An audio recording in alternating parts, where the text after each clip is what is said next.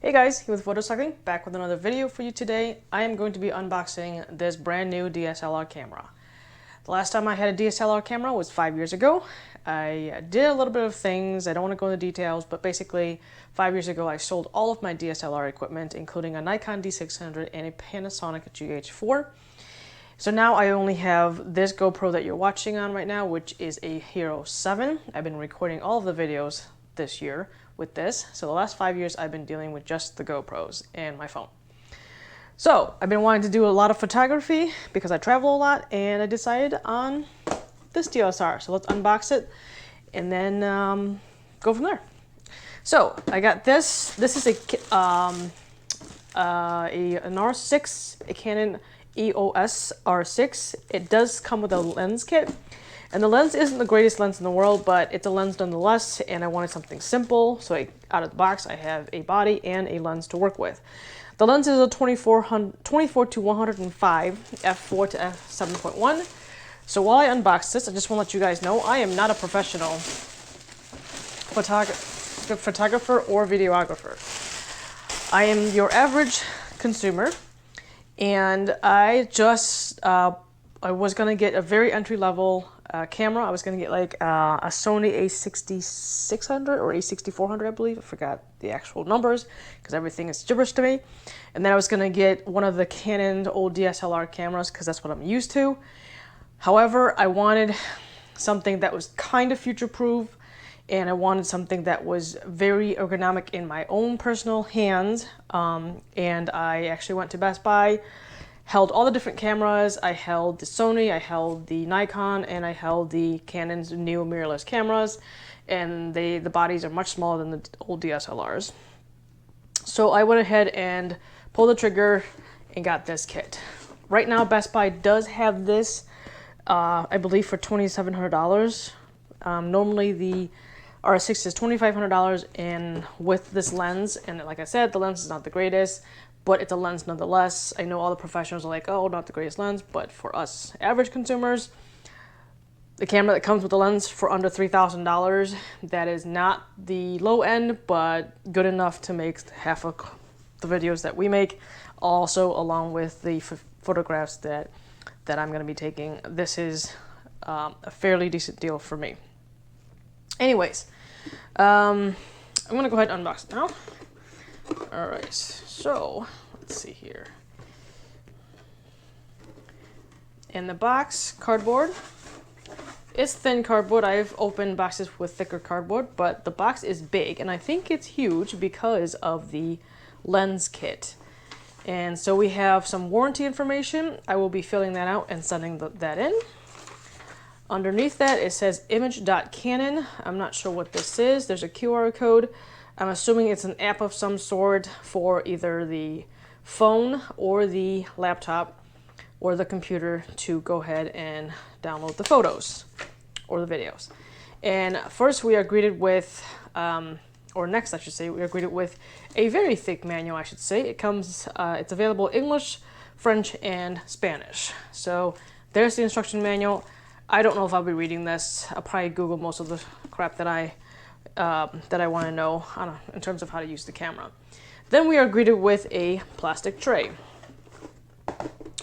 So in the plastic tray, there is the charger. So let's go ahead and grab the charger. There's just QR codes everywhere. I'm not sure what the QR code's for. I'm assuming it might take, if I was to scan the QR code, it might take to the link of where to get the charger. So here's the charger. I don't know if it takes different size batteries made by Canon, but there is the little prong that opens up for the United States. So put the charger down there. Then we have the battery itself. It comes with one battery. My understanding, this is the newer version battery. Now mind you, this is my first time shooting with Canon. I've shot with Sony, Panasonic, and Nikon. And I have to say, I end up with this one because I'll go into a later detail as to why I chose this Canon as an average consumer versus other cameras within the same price point and the same specs and the same specifications. But for now, this is an unboxing. So far, I can tell you right now, I like the fact that this comes with a little case like this.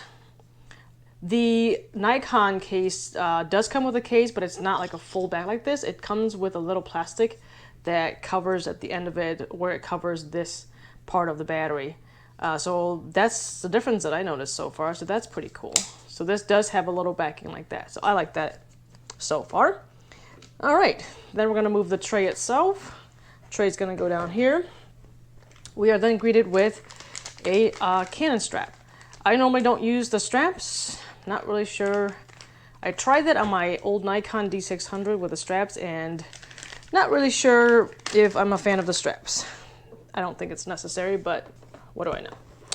The next is also another plastic tray, and it seems like the plastic tray itself covers the lens that comes with the kit. So let's go ahead and get the lens out here. I don't know if the battery has a charge, so I can turn it on for you guys. But we might have to wait for that to charge.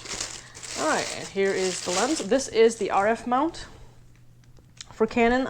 Canon's traditional DSLR comes with an EF mount, which is just basically, my understanding is, a different mounting system, a different pin placement for the camera's bodies. But with the new mirrorless cameras, they went to an RF mount. I don't really know what the exact difference is, but that's just what my understanding is. Canon does make an adapter that allows previous Canon users to connect their EF mount lens to their new mirrorless RF mount bodies. So I opted not to get any of that because, again, I am not a professional by any means. I'm only purchasing this kit because I want to make decent YouTube videos and take great photographs. And I wanted something that's going to last me quite some time, so I don't have to keep buying different DSLRs in the future. So, as you can see, I just struggled there to put this cap back on. This is the front cap right here with the lens. So I'm looking forward to using this lens and see what it's all about. I believe this retails for $250 to $300, maybe $250 if you were to buy this lens by itself. So again, it's not the greatest lens in the world, but as an average consumer, I'm pretty happy that it comes with this lens. And last but not least is the body of the R6 itself, and then another tray at the bottom of the box. So we're gonna go ahead and unbox this body right here very carefully. Take that out, and there we go. Now I will tell you, this is a pretty cool looking camera, and when I was in Best Buy holding all the different cameras, this camera in terms of ergonomics felt the greatest, felt the best in my hand. All the specifications and all the specs that are related to this camera was similar to the other cameras I was looking at, and they're all similarly priced. Same thing with the lens kit and everything like that. So I ended up basically, it was boiling down to, okay, which camera had the best ergonomics in my hand, and then which camera's menu system was going to fit me the best. I'm used to the Sony menu system, and I'm used to the Nikon one. The Panasonic, I mean, I've used all of them, and I haven't really used the Canon one, but their menu system, from what I can tell playing around in Best Buy, seemed to be the easiest to use in my opinion, like beginner friendly. And I'm a beginner, well, not really, but at the same time, I'm a beginner compared to most people that buy these kind of cameras. So I also picked this camera because of the articulating screen, and so far the plastic feels plasticky, meaning it feels a little bit cheaper than the high-end DSLR cameras.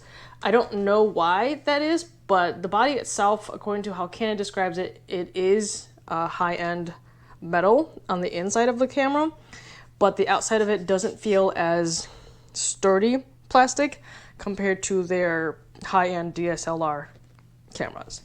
But regardless, it still feels nice for compared to other cameras in its class. But that's the unboxing so far. This side is the, I'm not sure what that is, but we'll figure it out later. Maybe I do have to read the manual. And then this right here is microphone in and headphone jack. Yes, I do like that because I do like to know what the audio sounds like through the camera. And this is a micro HDMI out and a USB-C in port. Now I know some people like the full HDMI input socket, and I'm not using an Atomos or an external monitor, so I don't really care what kind of HDMI input it has because I'm not going to use an external monitor for this. So we got the button here. I believe, I'm not sure what this button is, but I think this is the release the lens button, but that one I'm not sure. All right, and then turning it around, we have, I also chose this camera, another reason is because it's got the dual SD slot, which I like, so I don't have to buy different memory cards, different types of memory cards. I have a ton of SD cards from my previous cameras, and so it's a good thing that this came with dual SD because I already have the SD cards and I don't have to invest any more money. Maybe faster cards, but that's down the road, way down the road. And then moving back here, there is a wheel right here. Then we have a joystick. Then we have a toggle wheel, and it's got a very nice click to it. Same thing with up here. Instead of a LCD screen, it's actually a physical knob to select which mode you want to be in. And then this is the record button for video, and then another toggle wheel right here to select whatever attributes of the video or the picture that I want to be in. And then this is the shutter button. Then on and off switch. Then there's a shoe mount right there. There is the EVF, the eyepiece, and then menu and rate. So then there's a bunch of buttons. This is very similar to the Panasonic GH4 that I had. The layout is similar and kind of similar to the Nikon D600 as well. But this camera feels very much like my Nikon D600, and I really like that camera because it was a full frame, but it is a very compact size, which is what I want. And so there is the camera all put together. We got the lens hooked on, and then here is how the lens goes on. There is a red hash right there. That red hash aligns to another red hash that's on the body itself. Line those two we turn the lens clockwise, and that lens will get locked in. I put the battery in, but the battery's dead, so I'm going to go ahead and charge the battery before we can play with this. And so yeah, so for right now, that is the unboxing of the Canon EOS R6 mirrorless full frame sensor camera. I know there's a lot of gibberish going on, but I'm excited about this camera. Finally have a DSLR camera. Finally gonna be able to take some nice pictures, and finally gonna be able to make some nice video content for the YouTube channel. In the meantime, I hope you're enjoying the GoPro Hero 7 footage, but eventually I will get to use this camera after it's been fully charged. Alright guys, this is Team with Motorcycling, and I hope you have a good day. Until next time, see you later.